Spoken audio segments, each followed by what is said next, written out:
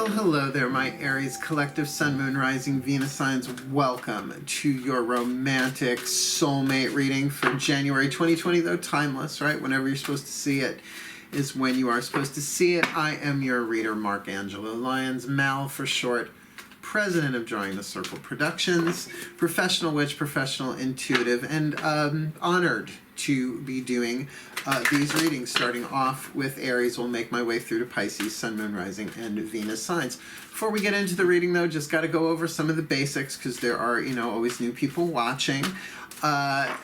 Number one, please do like and subscribe. I'm making my way to 1,000 subscribers so that I can do super live chat, make some money on the side in super live chat, but I've made a promise to those who subscribe that I will do a little ditty, as I like to call it, called Jack and Diane, I know, a little ditty called Drunk Tarot once a month, just for fun or so. The first couple months we'll see how it goes, and there's a video in the description box below called clarifying Drunk Tarot that I did, so I don't have to explain what that is. You just go look. It is my favorite video of 2019, though. Just saying.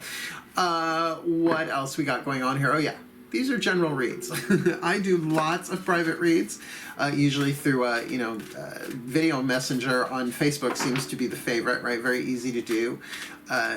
So those are specific reads, right? I'm tuning to an individual person. I am reading quantum fields of zodiac signs, and then you add different planets in there. Woo, that's tricky. So please take what resonates, leave what doesn't. That's why I always do Sun, Moon, Rising, and Venus signs for the soulmate reads, the path of true love reads, the twin flame reads, etc. Which brings me to the next point. This is a soulmate reading, not a twin flame reading. They are not the same thing.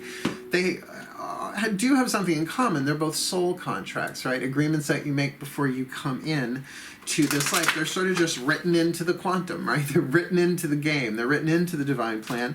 So they are contracts, right? They're things that you're going to do with certain people at certain times to learn and heal certain things. The difference between those two contracts, soulmate and twin flame, is soulmate. The bottom line is that you help each other heal, and it can take any form. It can be parent-child, brother, sister, brother. It doesn't matter the form of it. We are looking specifically at the romantic ones because we think those are the ones that most people are looking for the help on, and I think they're the ones that they need the most help in general in life. Because family's family, right? Tricky as that shit is. But in a twin flame contract, which I'll do after this series, I'll probably do a what do I need read for a new moon to full moon next, whatever that one is that's coming up next. Then I'll do the twin flames. But the twin flame readings, you teach each other how to heal yourselves. You teach each other how to love yourselves. And they're just a different contract. And there are videos in the description box below that I have done, as well as one by the spiritual teacher Matt Kahn, Hay House author. His YouTube channel is so wonderful. Matt Kahn, Kahn, all for love. The video that he did is in the description box below as well. So go check that out. You'll see the difference why I do these the way that I do. We are going to be looking at Divine Masculine and Divine Feminine. In fact, those are the cards I'm shuffling right now, the Caroline Myss archetype decks. All the decks that I use are in the description box at the bottom. Other cool stuff in there. I always like to throw some links in some of my books and like other videos that I've done on Vimeo and stuff. But we're not talking about gender. When we're talking about Divine Masculine, Divine Feminine, really this is a contract read. Like you're going to read a written contract with a lawyer, right? Like I'm a spiritual lawyer in that way.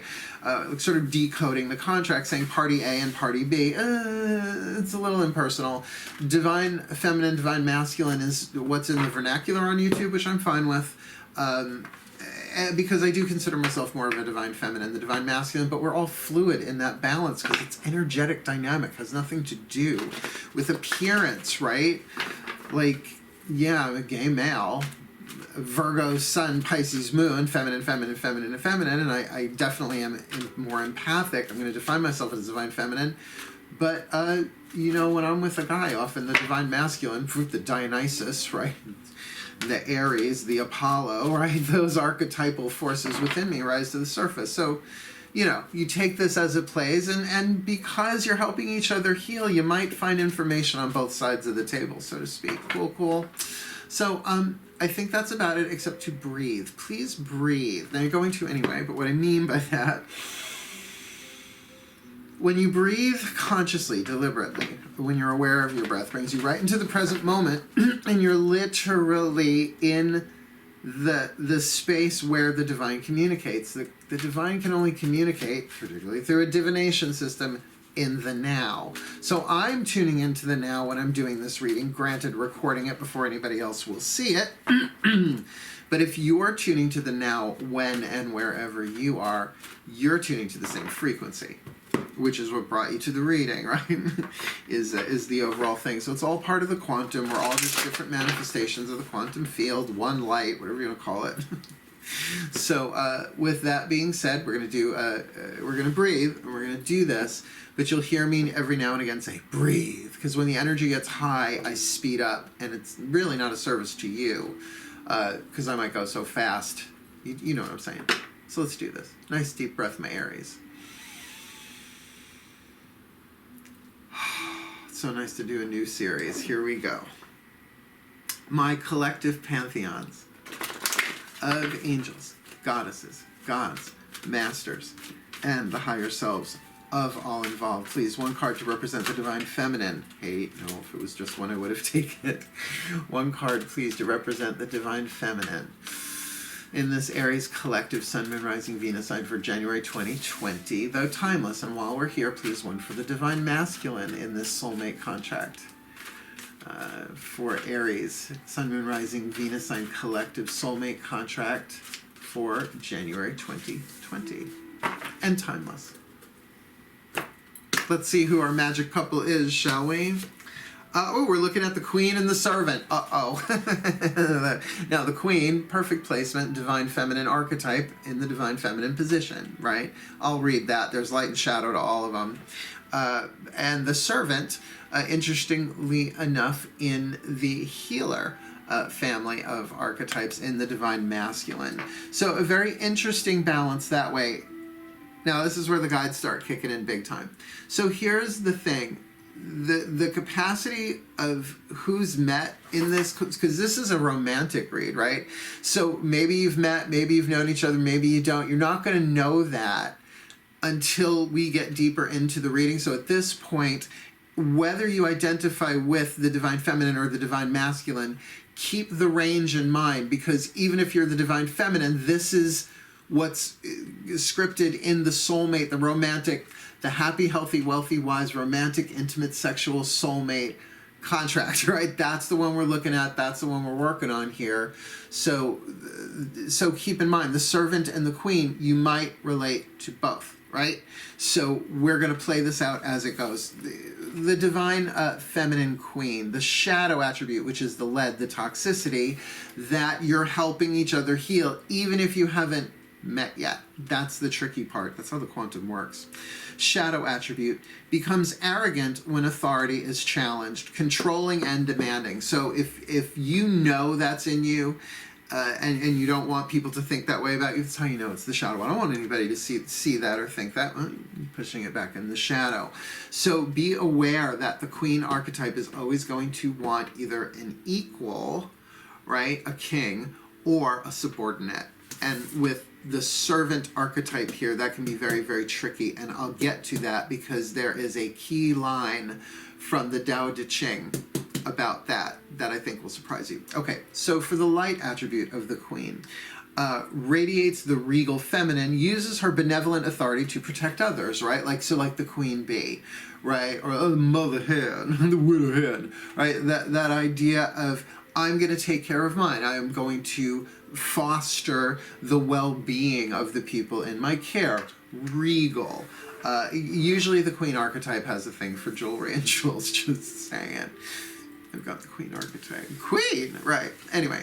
Now for the divine masculine here, we've got the Servant archetype. Now I am a Virgo. So I'm very familiar with the Servant archetype. It is in my archetypal schemata, if you will. But it's not always what you think. So like I said, the Queen often prefers an equal as a king or a subordinate for a partner because What's the first line of that? Becomes arrogant when authority is challenged, right? So they like to be in authority, sometimes power over, but that's the shadow side for you. So know that in the Tao Te Ching, there's this line that says to rule is to serve, right? So really it's the queens that are supposed to be in service, as are the kings, the princes, however, you want to see that, even if you consider like the high priest, the high priestess, right? They're in roles of service, right? To rule is to serve. So the servant here has a potential to heal larger than some of the other archetypes as a result.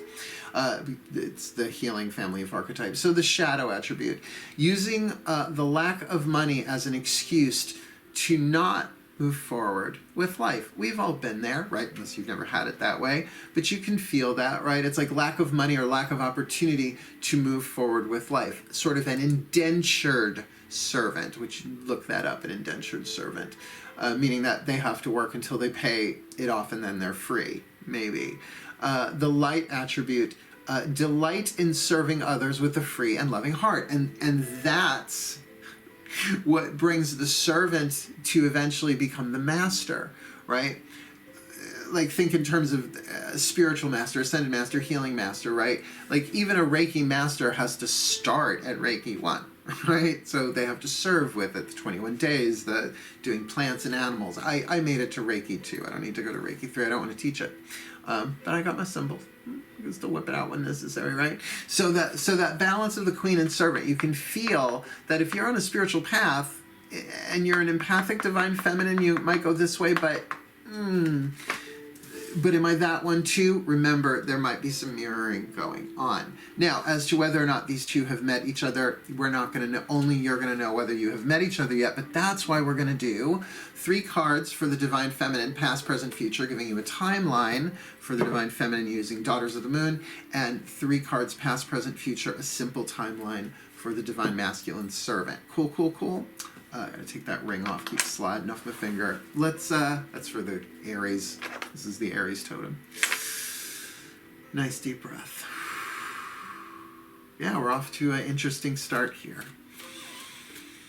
Oh my goddesses, please. 1 card in clarity for the Aries collective, Sun, Moon, Rising, Venus sign. January 2020 or timeless for this happy, healthy, wealthy, wise,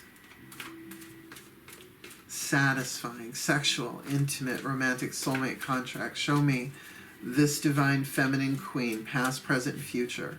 3 cards. Where has she been in this soulmate contract? Where is she now in this soulmate contract? Where is she headed in this soulmate contract? That one just poked me right in the hand.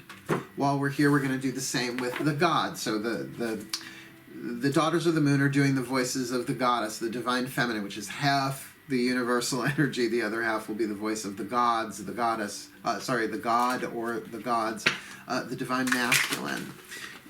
For this divine masculine servant, same thing, timeline. Nice deep breath. My gods, please, 3 cards. Past, present, future for the divine masculine servant in this Aries collective Sun, Moon, Rising, Venus sign. Sexual, intimate, romantic, satisfying, soulmate, happy, healthy, wealthy, wise contract for January 2020 or timeless past.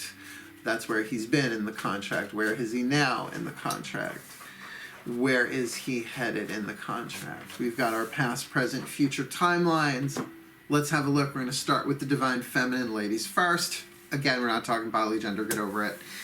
Here we go. The past. Where has she been? Well, she's been going through the Phoenix card. The death transformation speaks for itself. Whether going to or rising from ashes, we'll see next. But definitely has been in a place of personal transformation. You know, so often the skeleton is used in the death card. And that's what I like about Daughters of the Moon. It's not. It's the Phoenix. It's like rising from the ashes. You don't see the Phoenix go to ashes usually. The image is usually rising. So I appreciate that. But the skeleton is relevant though, because it is transformation from the inside out, right? Even if it appears to be stuff going on the outside that triggered it, the inside was already in play and brought to it the external circumstances in the divine plan. to bring it to fruition. So where is she now? Well, 2 major arcana cards in a row. She goes from death to birth, not rebirth, but birth, the Empress, right? So there is a coming to that these ashes that she rises from are intensely fertile. Now, keeping in mind, this is the Queen archetype. This might be somebody moving from maiden phase to mother phase. Now, there's maiden, there's mother, there's crone. Maiden, you have all of the freedom, none of the wisdom. Mother, you have all of the wisdom, none of the freedom. Crone, you have all of the freedom, all of the wisdom. To me, it's the best of the 3, but I ain't a woman this time. Right? Been there other lives, obviously. So we're looking here something about the Divine Mother. I mean, the Empress is the amalgamation or the collective queens in the tarot, right? All balanced. You could say it's the spirit queen instead of fire, earth, air, or water. So we're looking at something very divine feminine going on here, as though she rose from the ashes, and what was burnt away was only that which was concealing her, the true divine feminine energy of this queen archetype. Now keep in mind, we're not talking bodily gender here, but that's a real double whammy there, about depth, D-E-P-T-H, about emotion, about fertility, and about love. Remember, the Empress card is ruled by the planet Venus. Cool, cool. Where is she headed in this contract? Well, interesting, the learner. So the good old 8 of Pentacles, we love it, right? It's interesting, a maiden here is learning from a crone. Sorry, maiden is learning from a crone how to weave these blankets, and you can see there are ones in the background that have already been done, that she's lived her life, right? She knows how to do this. She can pass on the skill. She can talk somebody through it, walk somebody through it. So I mean, this is the card of the learner, not the card of the teacher. So this rising from the ashes of the death card, the Phoenix card, into this place of the mother, this may very well be the divine feminine giving birth to herself in a way. Do you know what I'm saying? I mean, unless there is a literal pregnancy going on here, which of course this card can indicate. We'll see. I mean, that's going to play itself out in the collective anyway. If you are, you know you are, or you get checked, right? Or if you're a crone, you're like, screw that ain't happening. But then there is this learning curve to be aware of, that now it's sort of like the baby is born, the new self is born, risen from the ashes, and, you know, like little baby giraffe legs, like just out, coming out, whoa, whoa, whoa, whoa, catch up, find your way, that there's a learning curve in play here.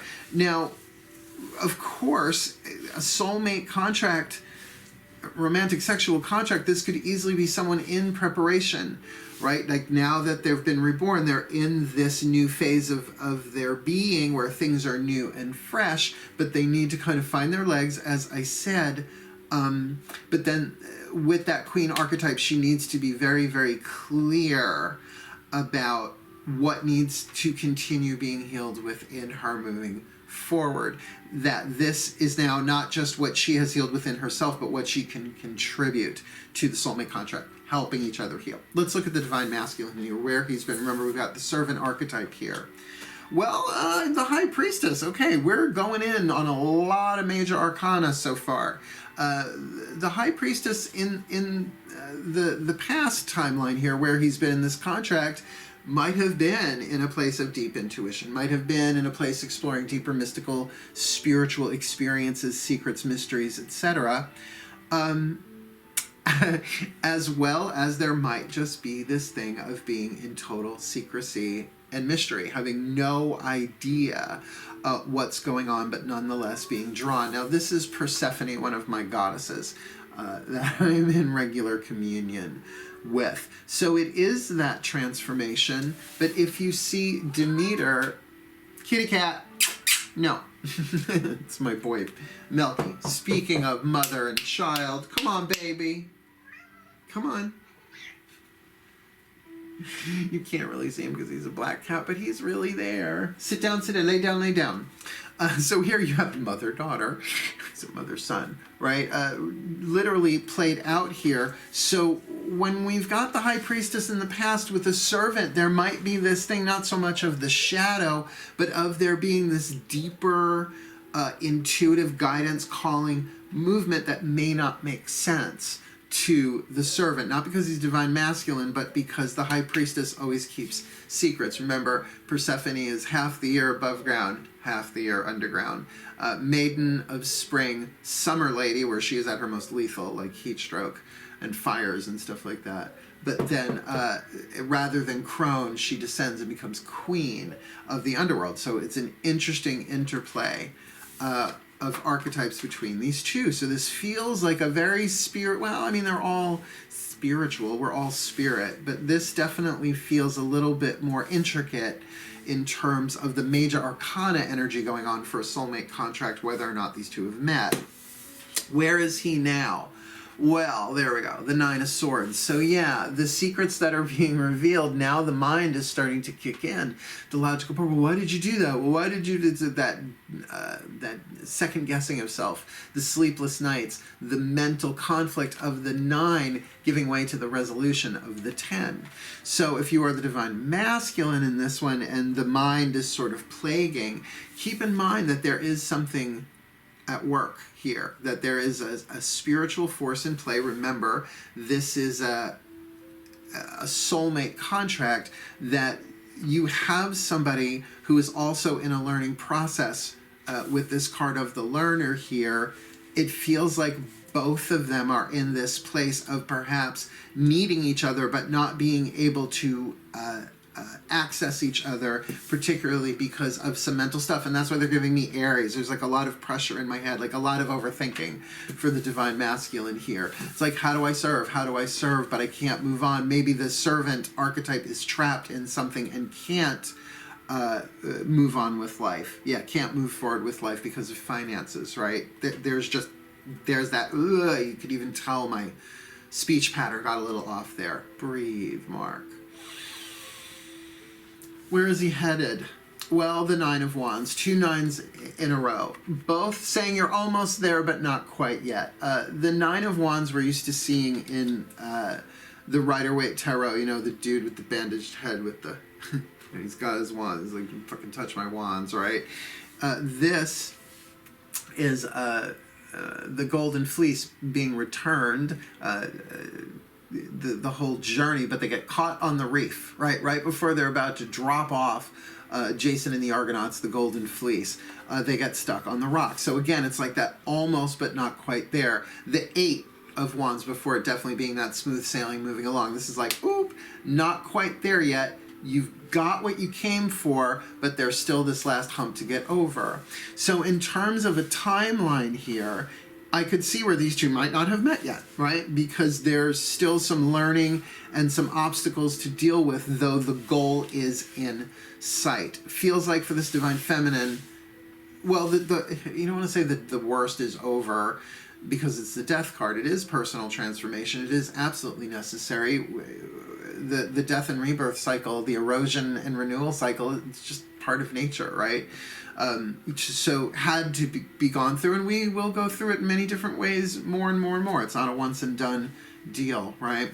So what we're going to do is clarify these even a little bit more in terms of the healing power of what's going on here, and we're going to do that with 2 cards from the Doreen Virtue Healing with the Angels Oracle, one for the divine feminine, one for the divine masculine, just as a celestial overview of, you know, what can each of these do to contribute to their own healing and to the healing of each other, whether they've met or not, which means you could go into prayer, you could go into blessing and use whatever energies show up for the divine masculine or divine feminine for you to sort of focus on healing yourself and sending that to your partner. And if you do know each other, this could be a very interesting conversation to have. Nice deep breath.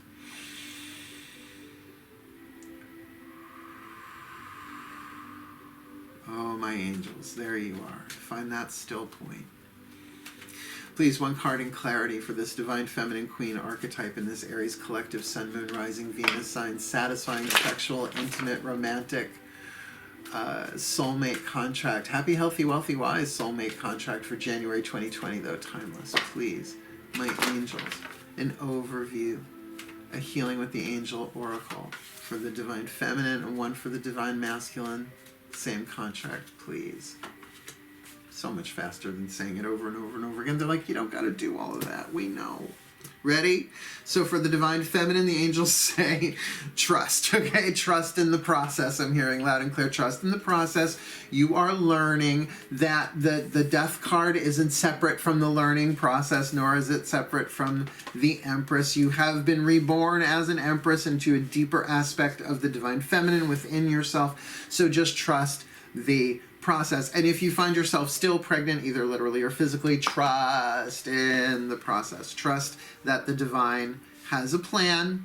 And really, yes, okay, this is what they're saying. There is that broad stroke of trust. Yes, there is a divine plan and everything's going to work out.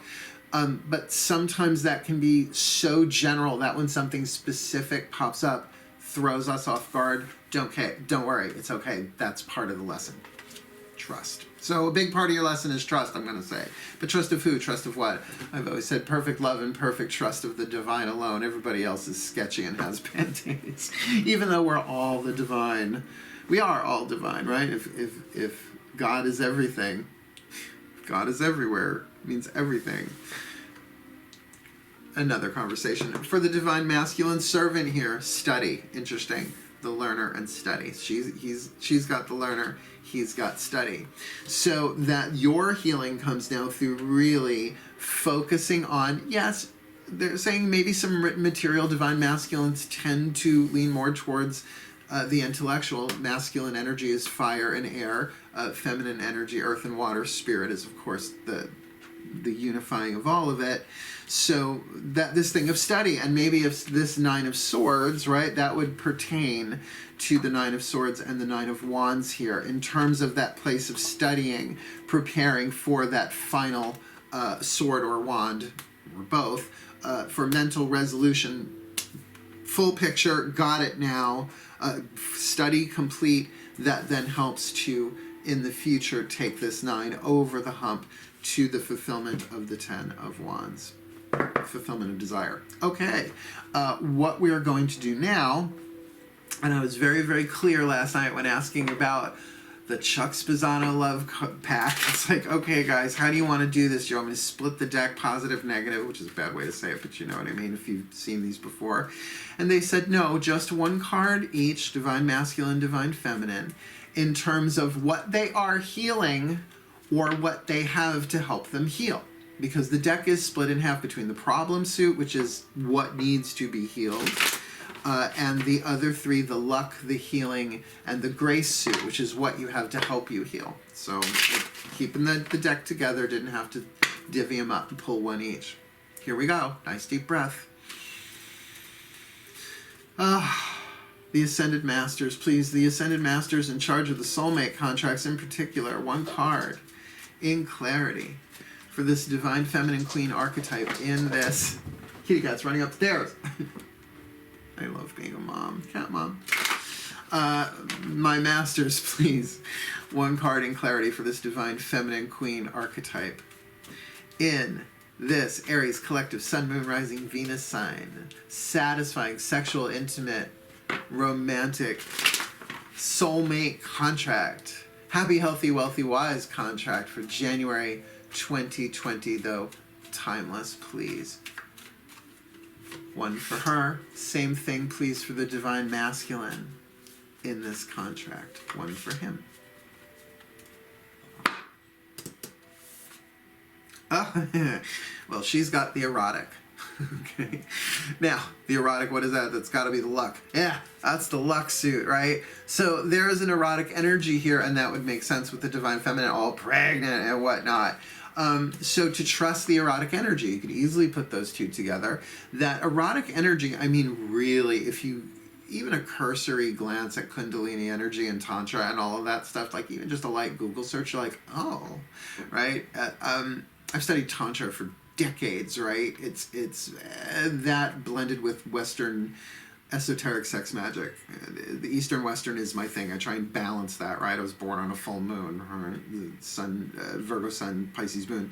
Try and find that balance of East and West, solar and lunar within me, which is a lot of what Tantra is about anyway, and yoga in particular.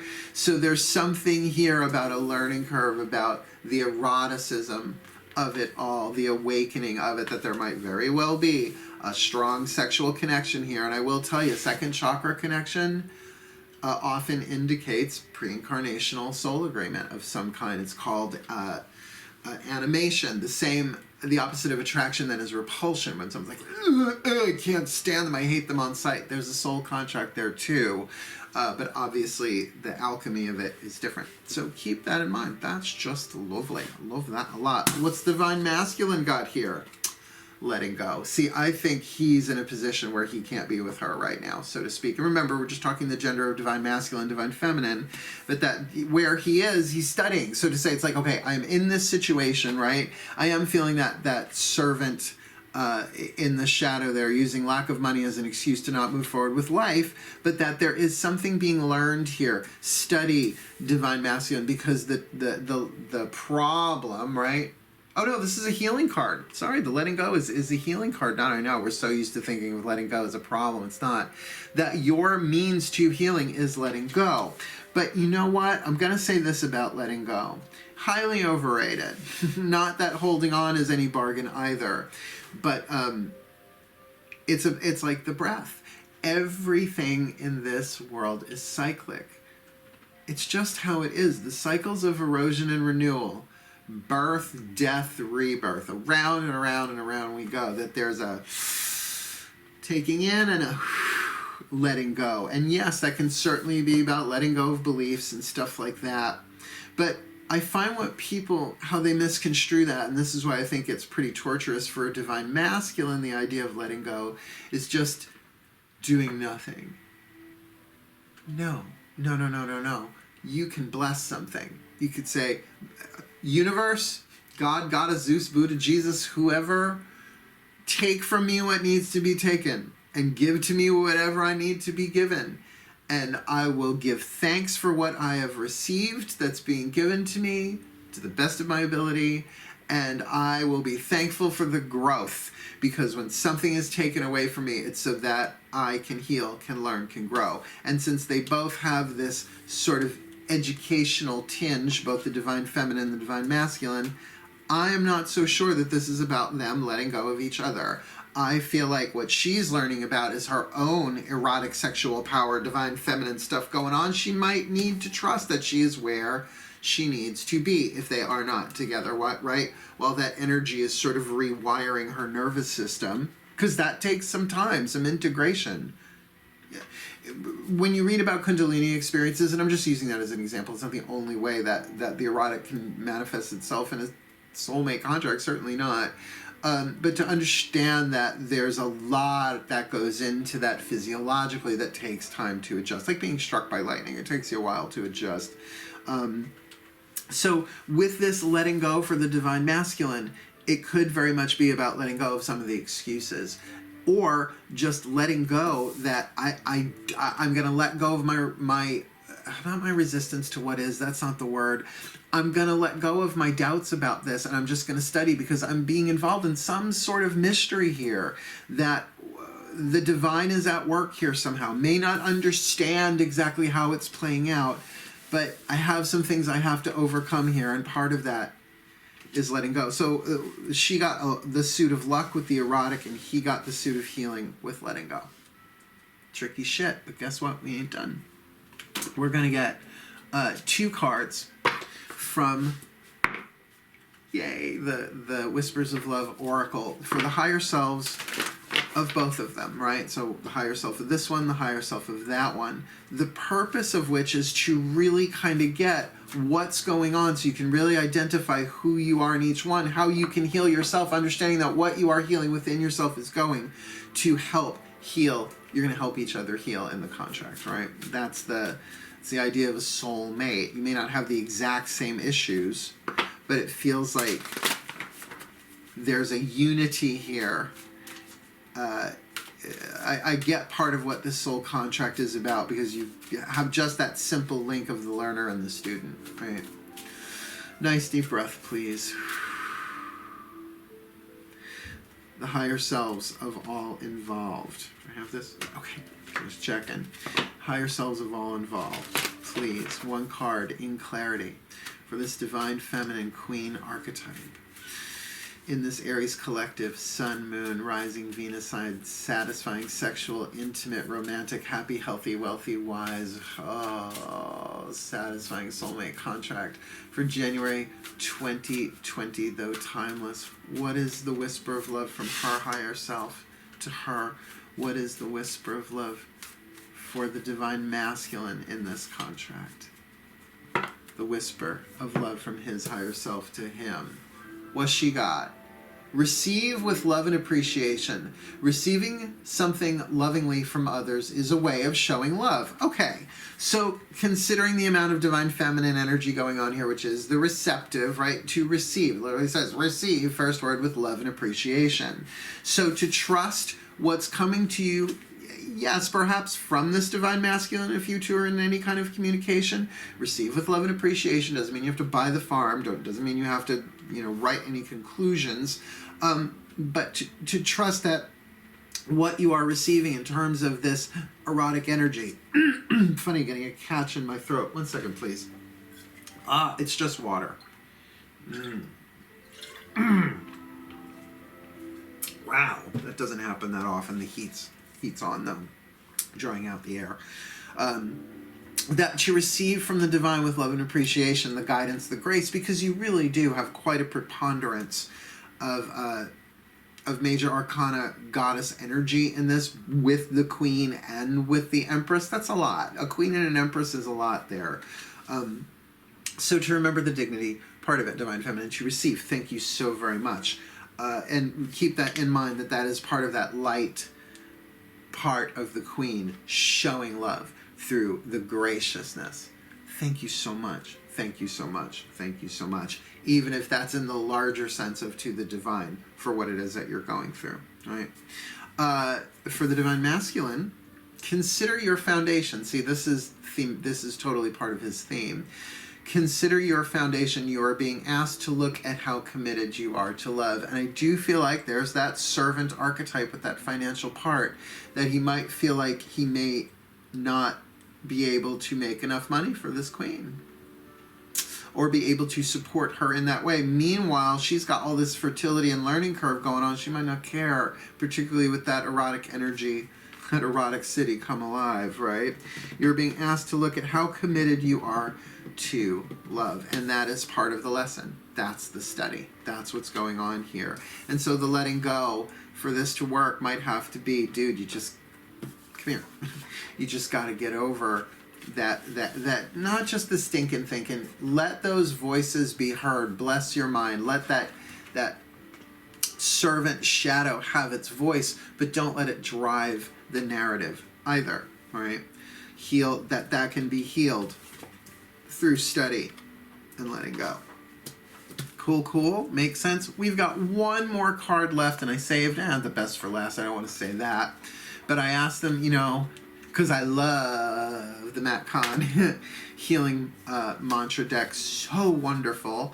I said, well, how do you want me to use this? One for each, or one for her, one for him, one for them? They said, no, just one for them. So that no matter which partner, party, if you will, the divine masculine or the divine feminine in the contract, will have a mantra that they know that they will work, that will work on healing not just them individually, but the contract itself. Because the thing about soulmates is you can help each other heal before you've even met. Unity, that's why. Unity consciousness. I don't know if it fucking works, I just know it happens, right? How did it happen? Because remember, your soulmates are not always romantic sexual. Look to your friends. Look to your family members that have always been there to help you heal, and vice versa, right? Things just always work out. So that's what we're going to do. We're going to get one for the both of you. So nice deep breath. If you are new to these readings, these cards are wonderful. I call them my lightsabers in cardboard form.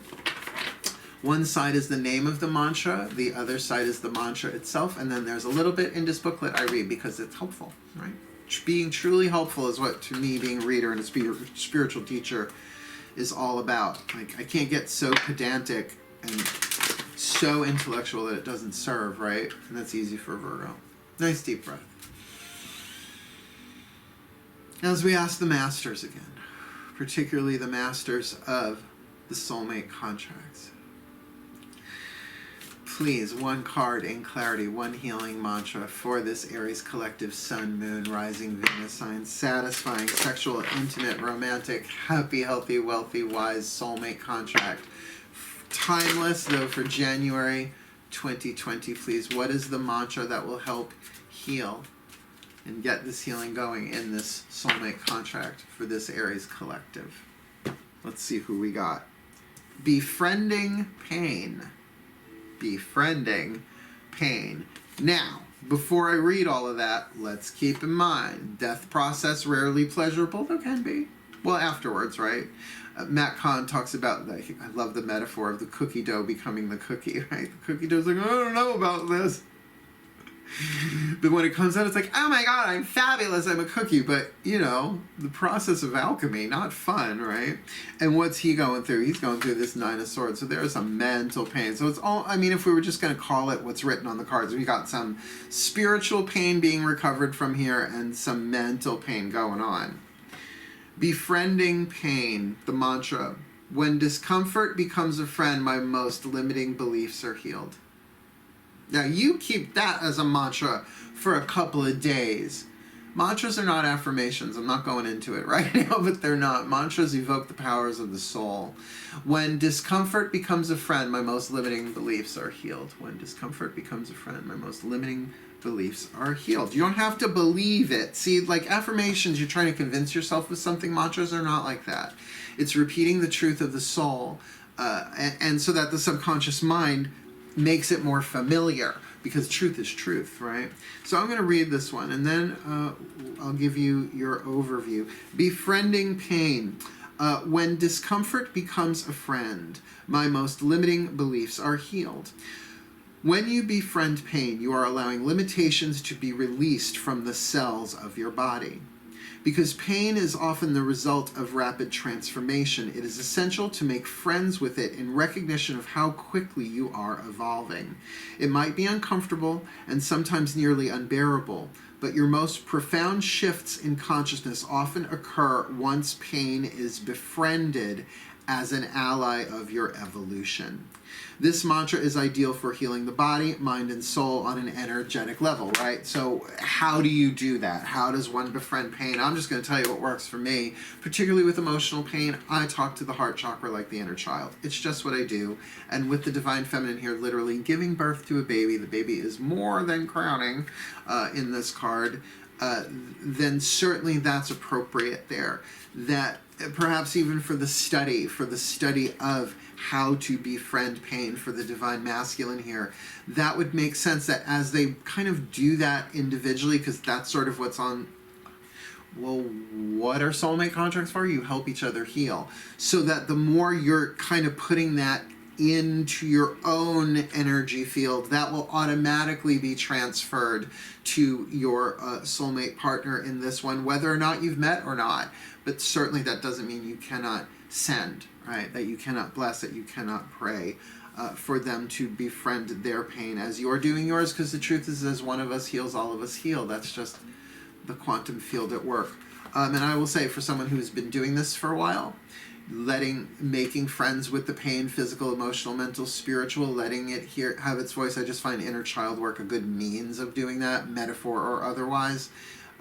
It's something that helps psychologically, but is really a healing from the soul, right? And particularly with the mind, if you're the Divine Masculine here, just remember the mind can't really heal the mind. It has to be the soul, right? Because if the mind could heal the mind, we all would have been in nirvana thousands of fucking years ago, right? Psychology would heal everything, and it's process, right? Bring in the open heart, bring in the divine. Psychology is no, psychology is no replacement for spirituality or vice versa. It's really about both of them, really. It's not one or the other. Kitty cat's meowing. Come on down, little boy. That's my little one. He's the only one who does that. Do you know cats only talk to humans? They don't meow to each other that way. Google. Let's give you your overview. Ready? Here he is. Come sit up here, baby head. Come on. No, you got an itch. You'll come up when you want. Magic clap. We start off in this soulmate contract with the Queen archetype with the shadow, becoming arrogant when authority is challenged, controlling, and demanding. The light radiates the regal feminine, uses her benevolent authority to protect others. And I think in particular this contract, if she can, project that regal healing light. In her past, she's got the Phoenix personal transformation. Maybe this contract in and of itself has been through some going to ashes and rising from again and again and again, which would certainly show itself with the present moment here, having the Empress giving birth to a whole new self, a whole new relationship, if these two have danced together before. But regardless, she is part of that personal transformation and rebirth. Literally, the death card, death and rebirth, and then birth right after it. A real strong representation of the divine feminine. Looking here into the future of the learner, that baby steps being taken, but taken wisely and well. She's got the card of trust there from the angels, to trust the process, to trust her instincts, to trust her benevolence, and to trust what? The erotic energy, says the masters here, for her to really trust that what she is feeling is something energetic, not just a case of the hornies, particularly with the death card and the Empress there with the learner, and to receive with love and appreciation, even if from the higher self saying, receive with love and appreciation. Receiving something lovingly from others is a way of showing love. And if that is her own erotic energy, her own kundalini activating, rising through her eastern, western, however that is happening for her as a divine feminine, to receive that with love and appreciation is absolutely going to catalyze this soulmate contract, one would think, in a really good way. For the divine masculine, we've got the shadow attribute of the servant, using the lack of money as an excuse not to move forward with life. The light attribute, delight in serving others with a free and loving heart. And I think that's something we haven't looked at in this reading. My apologies, because if he can get into that place of service, but with that card of the High Priestess in the past, he might not is that he's serving, except that something is going on, right? That thing, trying to find his balance between mercy and severity, right? Of how he's going to serve this one, and his mind is just sort of keeping him up at nights. A lot of overthinking here, a lot of critical thought, but not necessarily in the constructive, fun way I'm getting from this card. Particularly, that's the Nine of Swords followed by the Nine of Wands, kind of hung up on the rocks there. And again, there is something that does feel financial, but the mental part of the financial issue there needs to be studied, says the angels, that's something here in terms of their service. Perhaps they're just, just not getting what they are worth in terms of their services in this world. So the healing card there of letting go, perhaps letting go of toxic situations where there is dishonor going on, where he's not being honored, to have the courage to let go, which is not the easiest thing in the world.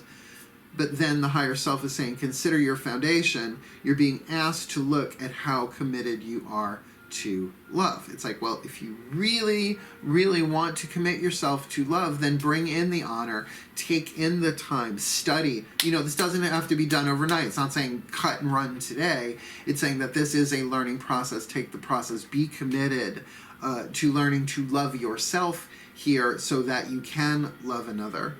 Even if you may never make enough money to satisfy a queen archetype, that your service is perhaps of a different level. Are you committed to serving the love within you? And remember the healing mantra, befriending pain. When discomfort becomes a friend, my most limiting beliefs are healed. And particularly for the divine masculine, with that belief stuff going on, but also with that divine feminine, with the erotic and trust. Trust is usually about something mental, right? That there's a thought, there's a belief, there's a fear, there's something at work there. So when discomfort becomes a friend, my most limiting beliefs are healed. And then as you become more friendly to each other, you're able to sit with each other's discomfort without taking it personally or without trying to fix, right?